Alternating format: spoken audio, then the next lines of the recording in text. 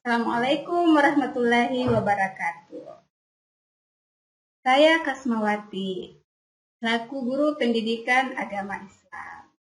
Pada hari ini, saya akan membawakan materi untuk kelas 4 SD.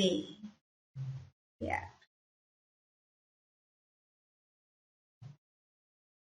Kompetensi dasar dari materi kita yaitu memahami tata cara bersuci dari hadas kecil sesuai ketentuan syariat Islam. Adapun indikator yang ingin kita capai adalah memahami arti bersih dan suci. Dan yang kedua, menjelaskan tata cara mensucikan najis dengan benar.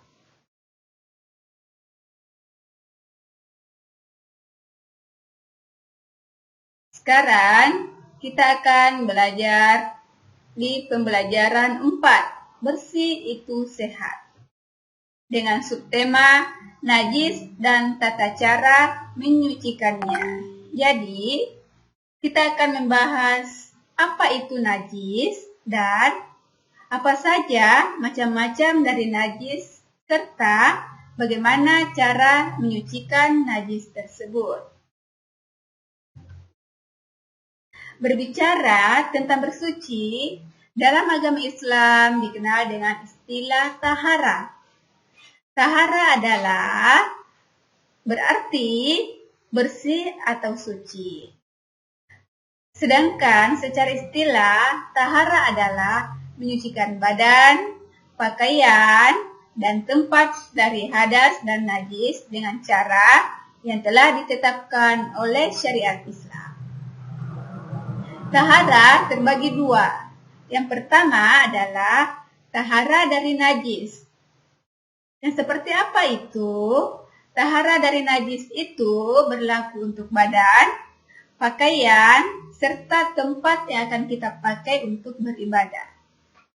Cara menyucikannya adalah dengan menggunakan air yang suci dan dapat menyucikan, yang biasa kita sebut dengan air mutlak.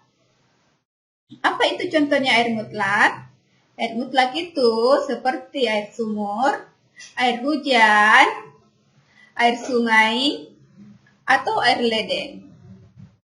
Karena ada juga air yang suci tetapi tidak dapat menyucikan, seperti air sirup, teh, kopi, itu adalah air suci tetapi tidak bisa dipakai untuk menyucikan. Selanjutnya, tahara yang kedua itu adalah tahara dari hadas. Seperti apa itu? Ya, tahara dari hadas itu berlaku untuk badan kita.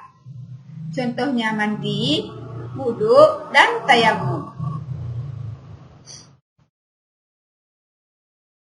Untuk pertemuan ini, kita akan membahas dulu hanya sebatas tentang apa itu najis. Najis artinya kotor. Ya, najis artinya kotor. Najis berarti segala sesuatu yang dianggap kotor menurut syara. Najis ini menghalangi seseorang untuk melakukan ibadah. Jadi, ibadah kita tidak sah jika ada najis pada tempat pakaian atau badan kita. Najis terbagi 3. Ada najis berat, yang disebut dengan najis mughalladah. Najis ini harus dicuci sebanyak 7 kali supaya dia bisa suci kembali. Seperti apa contohnya najis mughalladah ini? Yaitu adalah air liur anjing. Jika ada benda yang terkena air liur anjing, kita sucikan dengan cara menyucinya sampai 7 kali berulang-ulang. Yang pertama, kita memberikan tanah dulu, menggosokkan tanah, kemudian dicuci dengan air mutlak, lalu bisa kita sabungi, kemudian dicuci lagi.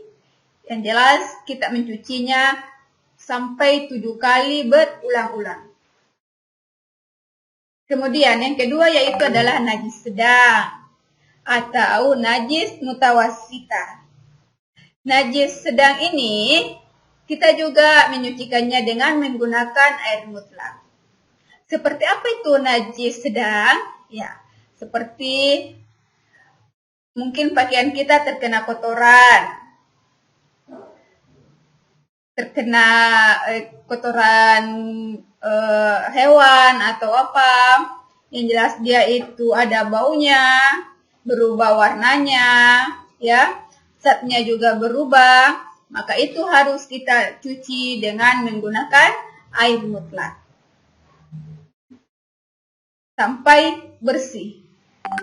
Seperti pakaian terkena kotoran, maka harus dicuci mungkin dengan memakai sabun, kemudian dibilas sampai bersih. Itu adalah najis sedang. Kemudian najis ringan atau najis muhaffafah. Najis ini tidak perlu untuk dicuci untuk mensucikannya.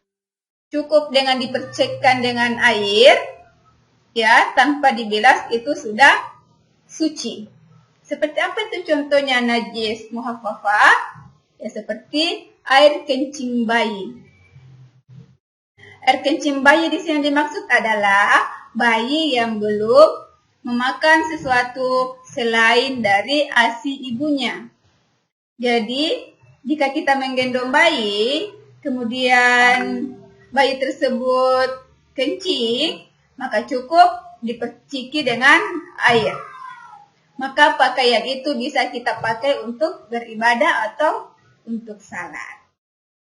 Jadi, saya harap agar kita bisa memahami apa itu najis dan macam-macam dari najis.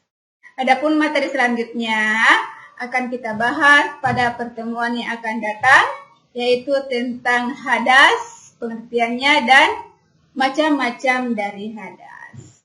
Untuk pertemuan kali ini, sekian dulu dari saya. Wassalamualaikum warahmatullahi wabarakatuh.